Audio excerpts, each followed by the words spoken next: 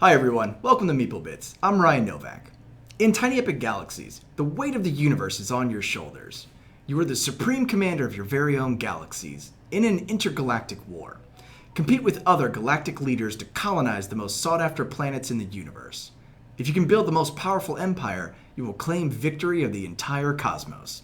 Designed by Scott Elms, published by Gamelin Games for 1 to 5 players with a playtime of 30 to 45 minutes. We're going to run through and learn how to play Tiny Epic Galaxies. So this is Tiny Epic Galaxies. I've set a game up for 3 players, and I'm going to run through the rules here in just a moment. The setup for Tiny Epic Galaxies is everyone gets a play card which represents their galaxy. You're going to deal out 2 more cards than there are players. In a game of 5 players, there's only ever going to be a max of 6. So in a game of 2 players, you would deal 4 planets, 3 players 5, 4 and 5 players will both get 6 planets. You're going to deal out then 2 secret mission cards. You're going to take a look at both secret mission cards, read them, and determine which one you want to do. I've already dealt player 3 and 4 one mission card and chosen it for them. Here under Hermit, gain 3 victory points if you have the fewest planets, or gain 3 victory points if you have the most culture at the end of the game. We'll just go ahead and take Hermit as an option, putting Seeker back into the box. When we set up the game, we're all going to have a star that represents our galaxy, placing it here on the first star marker on your galaxy. You're going to receive an energy token, placing it on the number 2 where there's a small indicator for that. And this is your culture resource, placing it in a starting position of 1. Then you're going to be handed 2 rockets for each galaxy. So let me go ahead and send out all those rockets into space now. So you're going to take 1 rocket and put it here on your rocket track under 3. And you're going to put your other rocket on the rocket track on number 4. There's a small square indicating that space. So I'm going to go ahead and deal out everyone else's rockets as well.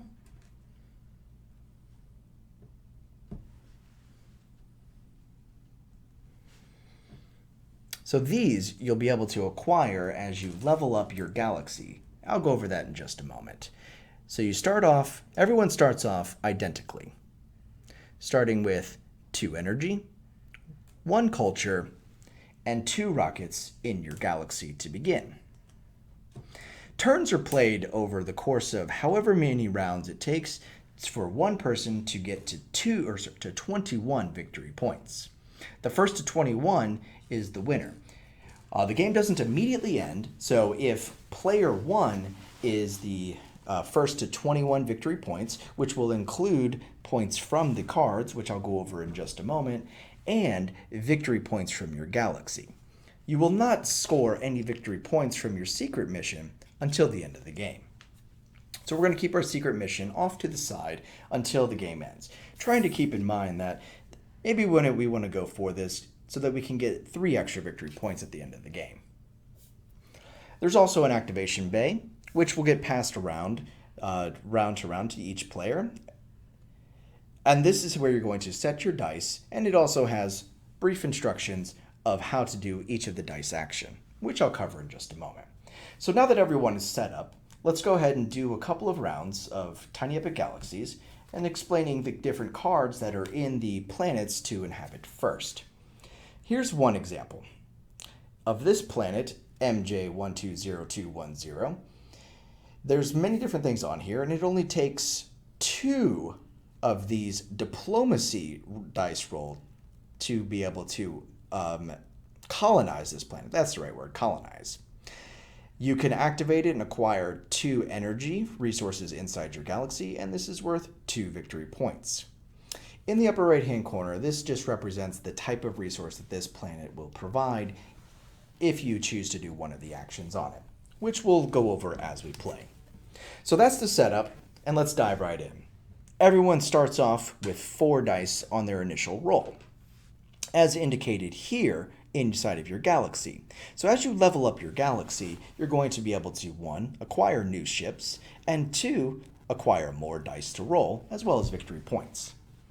So the different things on the dice are, this icon represents launching a rocket.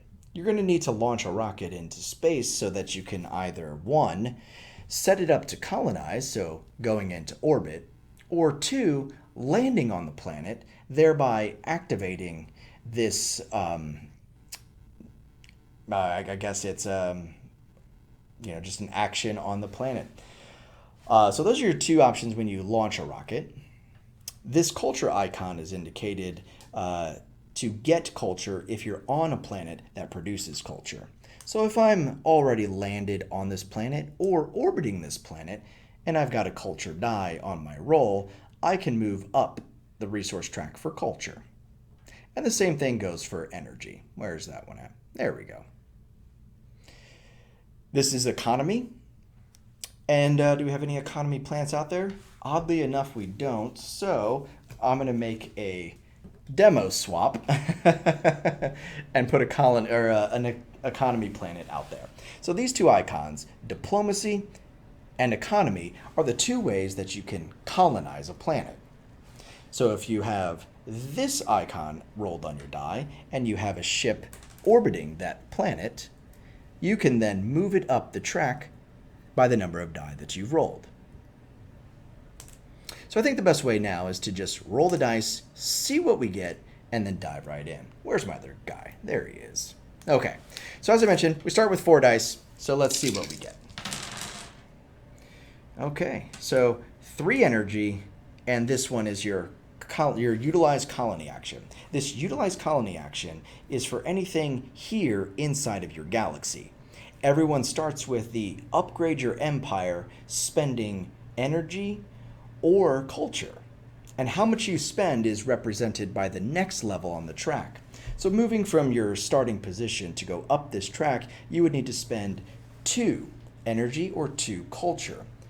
The caveat is that they must be spent in the exact same one. So I can't spend 1 and 1. I would have to spend all resources of one thing. So as you can see, if you get up the track up to, say, 5 to 6, I would need to spend all of 6 energy or all of 6 culture to move up to the final galaxy empire. So on our roll, we didn't get an amazing opening roll. So how the turns are played, which I'll go into in just a moment. So how the turns are played. Once I've rolled, you can re-roll as many dice as you choose that are not yet in your activation bay. So on this roll, I get 1 basically free roll, if you will. There we go. So looking at this, I'm going to go ahead and activate this colonize as a starting point. Now this is probably not the best opening move, as you'll see in just a moment, because of what happens next, which is anyone around the table gets an opportunity to follow your action. Follow is the other mechanism in this game that really creates some depth to the strategy. So once I've chosen to activate this, I'm going to spend 2 energy. Once you've spent it, you just kind of set it off to the side. I'm going to spend 2 energy to go up 1 in my galaxy's level. Once I get 3 more of either culture or energy, I can get another rocket. But next turn, I'll be able to roll 5 dice. So everyone then will have an opportunity to follow that movement. And you know what? Yellow's looking at it and says, well, I'm next. So yeah, I too am going to go ahead and spend 2 of my energy to go up this track. So Yellow will get to start their turn with 5 dice. Seeing that, Blue is going to do the same thing, moving up, spending the energy. So looking at the rest of my dice, I can't do anything with these 3, so I'm going to go ahead and re-roll them now. That's an unfortunate roll. I don't have the ability to activate colonies. I'm not on any planets to spend these dice, so that's basically my turn. So I'm going to go ahead and end my turn now, passing the dice over to Yellow. Oh, Sorry, the one caveat that I forgot to mention is that in order to follow, sorry, it's not a free action. As you can see here, it says to re-roll, you can spend energy. So example, if I had some energy on that turn and I wanted to re-roll again, I would have to spend 1 energy. But I spent my energy moving up my empire. These guys both spent their 1 culture, as indicated also on the board, to follow an action. So they have no starting energy or culture. But now that it's yellow's turn, they do get to roll 5 dice. Okay, so there's their roll. Let's go ahead and bring it front and center. Their best action right now is probably to get a ship into space. So they're going to go ahead and set into the activation bay this rocket, launching one into space. Looking around, they see that probably the best one to use is, because on their next turn they've got 3 cultures, so they want to be able to activate that culture, but then they also have diplomacy. So seeing that, they're going to go ahead and try to colonize this planet, Gleam's in here. So colonize is landing here, orbiting the planet, and landing on the planet is standing straight up on the planet. So I'm going to begin to colonize this planet. Activating this die, looking around the table to see if anyone wants to follow that action.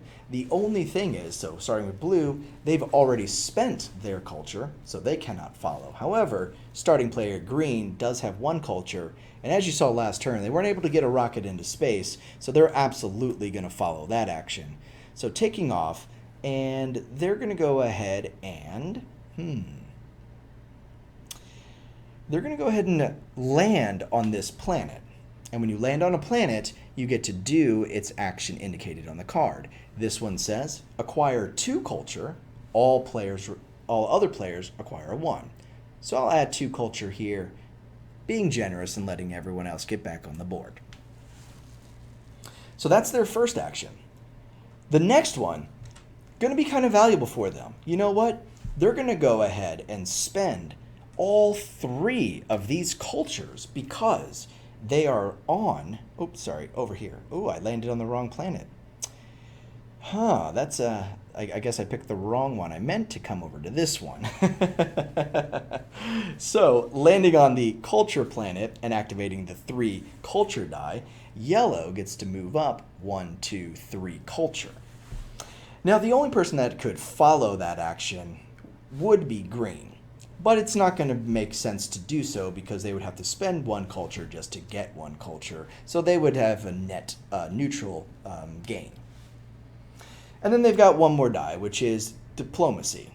They're going to go ahead and activate that diplomacy die to move up the diplomacy track of colonizing this planet. And that's their turn. All dice have been used. You're going to pass the activation bay to the next player, which is blue. Blue also starts with 5 as they upgraded their colony. And what did we end up with? We've got, let's see. We've got a rocket, which will definitely be good for them because they weren't able to follow and get a rocket into space during that turn. 2 utilize colony actions, an economy, and a diplomacy. So that's an action 1. Let's go ahead and activate a rocket. Blue's going to go ahead and take off from their galaxy, heading into space, and let's try to, they got a good opportunity. They could either colonize an economy planet or they could colonize a diplomacy planet. Let's go ahead and try to colonize this one. Looking around the board, green's going to say, yeah, you know what? I've got the culture to spend. I'm going to go ahead and follow that action, launch myself into space, and you know what? I don't want to fight yet over any of these, but I do want to go ahead and try to colonize this planet. If I can get any of these planets into my galaxies, then on my turn, whenever I roll the Utilize Colony action, they become activatable for me. So I no longer have to land on them. I can utilize them whenever. This one is Advance a Ship +1. I feel like that's pretty strong to get into my colony, so I'm going to go ahead and try to get it. Looking at these 2 dice, they don't really look that valuable, but blue is already on an economy, so they're going to go ahead and activate the economy one to advance themselves on colonizing this planet. glancing around the board, no one else really cares to follow that one because it wouldn't benefit them in any way. So you get one free roll on your turn, and that's definitely what they're going to do. Okay, so we got one more economy. I definitely want to spend that, advancing one more on the track. Now looking at energy and culture, well, blue is only on a planet that produces culture. Sorry, this one was diplomacy, and I'm not on a track to advance diplomacy, so that's going to end my turn. Green's turn. For demonstration purposes, this is our last turn that we're going to take. So let's go ahead and get a quick roll and see what we got. So we've got a rocket, 2 culture, an energy, and a utilized colony. I am on a culture planet, so that could be valuable for me. So you know what? I'm going to go ahead and activate both of these cultures to move up 1, 2, and then I'm going to activate the utilized colony action to move up 1 more, which will deplete the culture that I've just gained, but I'll get 1 more rocket into my galaxy. Now that helps me because I've got the rocket action, so I'm going to go ahead and now launch a rocket into space. For purposes of demo, I am skipping everyone who might want to follow those actions, but keep in mind that anytime I activate these, other players have the opportunity to follow. However, keep in mind that when I activated this gain culture, you may only follow each of the actions uniquely, so you couldn't follow both of those culture actions. And the last one is energy. Well, I am on an energy planet up here, so I'm going to go ahead and activate that to advance my energy 1. Round and round it goes, and eventually we're going to have enough, we're going to be able to colonize around planets, collecting them and putting them into our galaxies, sliding them underneath your tableau here, like so. And then once you colonize, you're immediately going to put one out. Should you colonize a planet while someone is on it, that is immediately returned to their galaxies. Your ship comes back home along with the colonized planet. Well, guys, that's Tiny Epic Galaxies. First one to 21 victory points would be the winner, and then you're going to add up any bonuses or secret missions that might send you a little bit over. Thanks for watching. All right, everyone. That's Tiny Epic Galaxies. I hope you enjoyed the quick playthrough and demonstration. So this is definitely one of an interesting game because in such a small box, you get a lot of depth. And that's one thing that I really like about it, is that, one, it travels great, and there's such a huge strategic element into the game. But with the caveat of you could get burned by the luck of the dice. And I've definitely had that happen where I needed to get some ships in space and I didn't have the culture to spend to follow someone's rocket action, nor did I have the luck of the draw and get the die roll to be able to launch a ship into space. So I burned, in one of my games that I played, I burned through all of my energy and I had no culture to follow, so I couldn't do any re-rolls. And it wasn't until probably the final 2 turns that I was able to finally start to get some momentum. So that can be a frustrating part about the game, is if the dice are not on your side, then you're kind of out of luck. But it is still a great game to play, and one that I'm happy to have into my collection. One caveat that I forgot to mention during the playthrough video is that once a player gets to 21 points, then all players do get equal amount of turns. So if the first player ends the game, then all subsequent players get 1 more turn. If the last player is the one that triggers the end game event of getting 21 victory points, then the game is over and you tally the score. So that's Tiny Epic Galaxy, guys. Thanks for watching. If you have any questions, leave them in the comments and I'm happy to help further. Until next time, that's all for now.